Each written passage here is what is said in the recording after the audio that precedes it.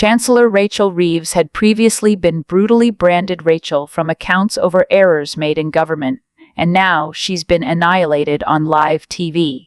Rachel Reeves, the self-proclaimed champion of fiscal prudence, has unveiled a budget so reckless that it's left the financial markets in a state of freefall and the British public bracing for the worst. Her socialist experiment, cloaked in lofty rhetoric about fairness and investment, has sparked a crisis of confidence that risks plunging Britain into an economic abyss. The markets have delivered a damning verdict. The pound has slumped, gilt yields have spiked, and investor confidence has evaporated faster than Reeves can conjure up new spending pledges. This is not the green prosperity plan she promised. It's economic vandalism on a scale unseen since the chaos of the Trust's mini-budget. Reeves may not have crashed the markets as quickly as her predecessor, but the long-term damage she has inflicted could be far worse. Well, with all this bad news, you might be thinking, do I need a second job? Well, good luck finding one, because businesses are liquidating at record highs and millionaires who contribute 25% of the nation's tax bill, well, they're fleeing en masse. And where is the Chancellor during this economic bloodbath?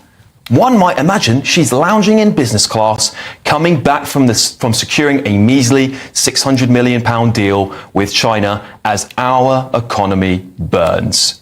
Labour's not just making you poorer, they're torching your future and killing aspiration in this country while they're at it. But let's get the thoughts of my panel. We've got former Labour Minister Bill Rammell, former Conservative MP Michael Fabricant, and Chloe Dobbs, political commentator. Okay, Bill, look, let's start with you here.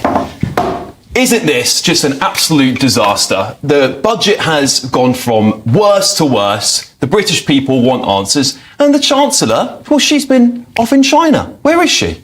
Well, look, if Rachel Reeves had cancelled her trip to China, that would have created adverse consequences and would have created a crisis. The reality is, and it beggars belief that you've got quotes coming up from Liz Truss, the difference between what happened then and what happened now is that what happened when she was Prime Minister was a result of UK government actions. Broadly, what's happened recently on the bond markets is global trends, anticipating particularly the incoming Trump administration, where there are real concerns about tariffs and the economic impact of that. What we need to do is hold our nerve. The budget measures were largely the right ones. The public backed that up. Even the tax changes by 2 to 1, people back those up. We need the regulatory reform. We need the house building and planning reform to boost economic growth. And you know what? The talk of economic doom is really overdone. Bill, come on. Listen, were you saying that to hold on nerve when Liz Truss's mini-budget came out? Come on. Critics have been quick to point out the glaring contradictions in her approach. Meanwhile, is left to shoulder the burden of Reeves' ideological crusade. Inflation remains stubbornly high, interest rates are rising, and ordinary families are struggling to make ends meet. Yet, instead of offering relief, Reeves has chosen to pursue her utopian vision of a socialist paradise, a vision that ignores the harsh realities facing millions of Britons today. At a time when Britain's stock market was faltering and investors sought leadership, Rachel Reeves opted for an ill-timed trip to China, returning with a modest $600 million deal. Her absence during an economic crisis left a leadership void, raising serious questions about her priorities. The $600 million investment, insignificant in an economy with a GDP exceeding $2.8 trillion, highlights the lack of ambition in her negotiations. Critics argue the trip delivered little value while deepening economic reliance on China, a nation with growing geopolitical tensions and risks to national interests. Politically, Reeves has handed her opponents a major advantage. Conservatives, and even some within her party, now question her judgment and focus. Her trip appears more like a distraction than a strategic success, raising doubts about her leadership during critical moments. Reeves must now address Britain's pressing economic issues with clarity and decisiveness to salvage her credibility. Anything less will confirm her as a leader disconnected from the nation's urgent needs. Michael, come on. You can say it's never been so bad, but we just had inflation soaring under the Tories for years. I mean, Chloe, are both parties to blame? Should Rachel Reeves resign for this, like Liz Truss had to? I think that Rachel Reeves should resign, and I also think that the Tories made a heck of a lot of mistakes. I don't think she's got an easy job coming in, but you need to have someone who is qualified and able to handle that difficult situation. This is a woman who was barely qualified in the first place, well, and then we found out Rachel from accounts, and then right? we found out she lied. Customer complaints. She was actually customer complaints. To be fair, and now, track record as an economist. I'm sorry, but you do not have to be a genius to figure out that a budget that raises taxes by 40 billion is not going to be a budget for growth that grows the economy. She seems to be surprised that businesses are all coming out and now saying, sorry, we're going to have to sack people, we're going to make cuts, this is going to be terrible for our business. And now she's just running scared. She's not taking accountability at a time when she needs to, come out, do a press conference or whatever and tell the markets, look, we're going to take X, Y, and Z action. Chloe, Rachel Reeves is facing mounting criticism over her disastrous budget, which has sent shockwaves through the economy and left her credibility as chancellor hanging by a thread. With financial markets reeling and public confidence plummeting, the calls for her resignation are growing louder, painting a grim picture of Labour's ability to manage the nation's finances. The backlash is rooted in the economic damage Reeves' budget has unleashed, her reliance on excessive borrowing, without a clear plan for repayment, has alarmed investors and analysts alike.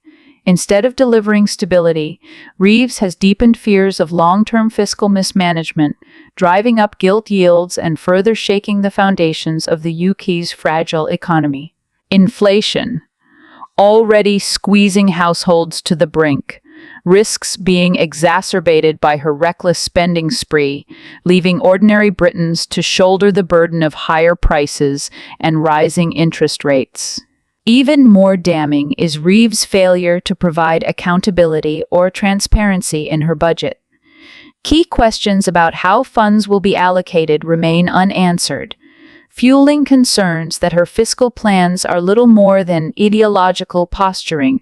At a time when inflation, housing, and energy costs dominate public anxiety, Reeves' lack of focus on these pressing issues has been nothing short of negligent.